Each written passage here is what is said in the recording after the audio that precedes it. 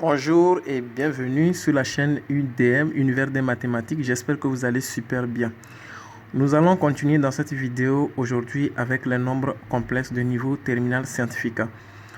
Dans cette vidéo, nous allons voir la forme algébrique d'un nombre complexe et quelques propriétés. Alors, si vous n'avez pas suivi notre ancienne vidéo ou notre vidéo précédente qui parle de l'introduction sur les nombres complexes, je vous mettrai le lien de cette vidéo dans la description. Vous irez la suivre et venir continuer avec celle-ci. Alors, sans plus tarder, nous commençons. Mais bien avant cela, si c'est la première fois que vous venez sur cette chaîne, je vous invite à vous abonner, activer la cloche de notification pour ne manquer à aucune de mes futures vidéos. Et surtout, restez jusqu'à la fin de cette vidéo. Ça me fait plaisir. Alors, si nous avons un nombre complexe, nous avons déjà dit que ce nombre complexe respecte une écriture donnée. Et c'est cette écriture que nous allons voir aujourd'hui dans cette vidéo. Et cette écriture peut se mettre sous plusieurs formes. Donc, la première forme que nous avons, on appelle ça la forme algébrique.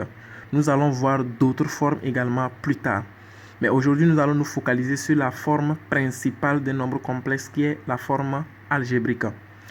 Alors, nous allons dire que on appelle forme algébrique d'un nombre complexe que nous allons noter Z. Je vais dire on appelle forme algébrique d'un nombre complexe. On appelle forme algébrique d'un nombre complexe noté Z comme ceci. La forme A plus IB avec A appartenant à R et B aussi appartenant à l'ensemble des nombres réels, tel que Z soit égal à A plus IB. L'autre fois, ou dans l'autre vidéo précédente, nous avions parlé de la forme déjà algébrique d'un nombre complexe, mais sauf que nous ne l'avons pas directement dit comme ça. Donc ici, c'est la forme algébrique d'un nombre complexe. Et les exemples, nous les avons déjà donnés. Donc, un exemple, un seul. Si je nomme Z, alors je dis par exemple 2 moins 2i, ce qui veut dire que notre A dans ce cas est égal à 2 et notre B dans ce cas est égal à moins 2. Donc voilà comment se met sous la forme algébrique d'un nombre complexe. Alors nous devons aussi caricaturer, ou je vais dire nous devons aussi donner quelques informations sur l'écriture ou la forme algébrique C. Nous allons donc appeler dans cette écriture A comme quoi partie réelle et B comme quoi partie imaginaire. Donc si vous avez A, 2 points, partie réelle, la partie réelle, et B, 2 points, partie imaginaire. En fait, la partie A, c'est justement un nombre réel comme nous l'avons dit. Et le B est multiplié par notre imaginaire I. Nous avons dit que dans l'ensemble des nombres complexes, il existe I tel que le carré de I soit égal à moins 1. Ça, c'est le cours qu'il a dit. Donc, il existe un nombre I tel que le carré de ce I soit égal à moins 1. Donc, le I là est imaginaire.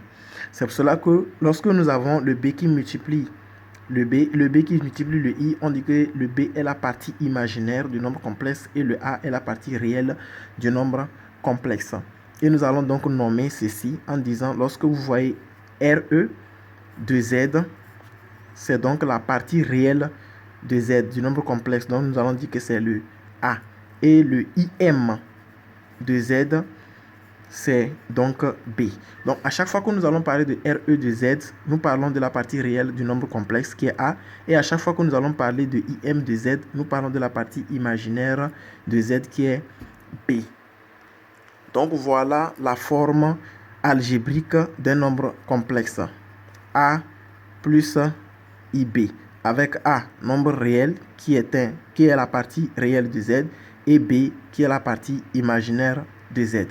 Nous allons donc voir quelques propriétés dans l'ensemble des nombres complexes. Alors, propriétés.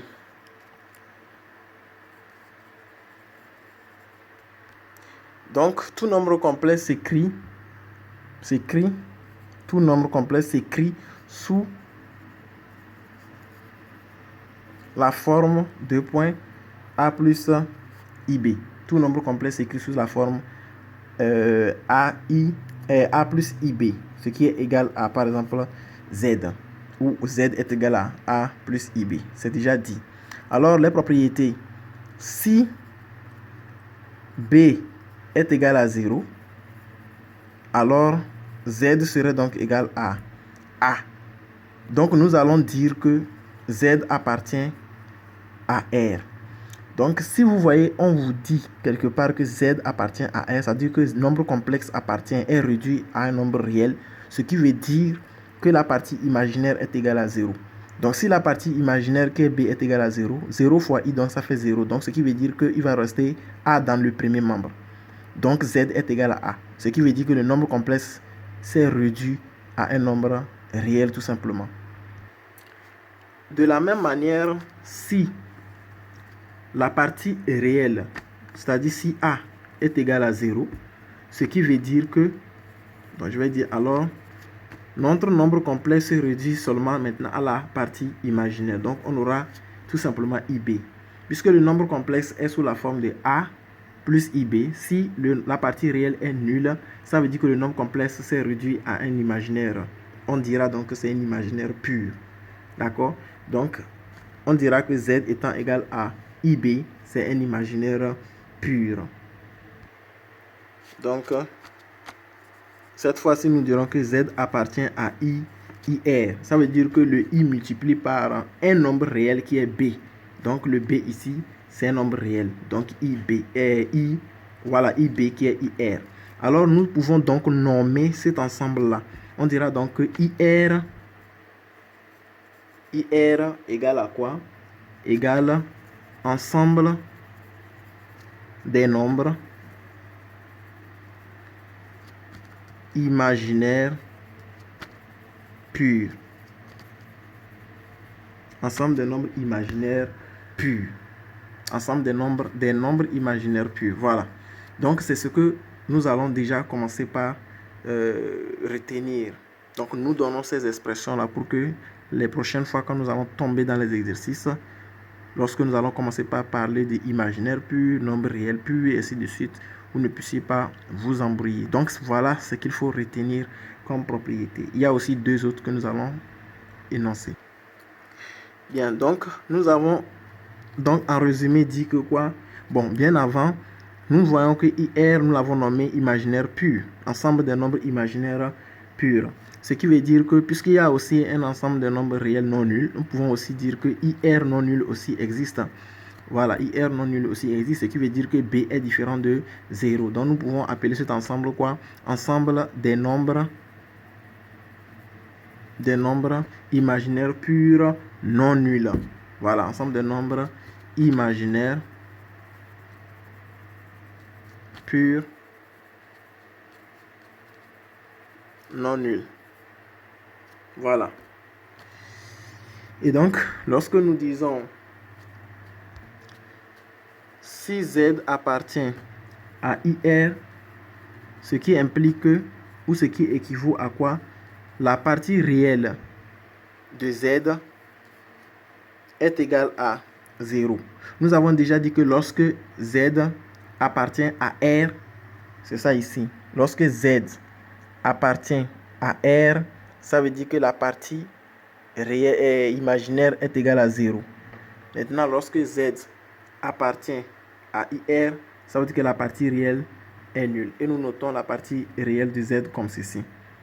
Donc, si Z appartient à R, comme nous l'avons dit, ce qui équivaut à quoi? La partie imaginaire IM de Z est égale donc à 0. Donc, voilà déjà les informations à retenir quant aux propriétés des nombres complexes. On se retrouve dans une autre vidéo pour apprendre encore comment, n'est-ce pas, reconnaître ou comment faire les calculs dans l'ensemble des nombres complexes. En plus, nous allons aussi voir les puissances entières des nombres complexes, les nombres conjugués, modules, ainsi de suite. Donc, si vous voulez découvrir cette vidéo, restez abonné, activez la cloche de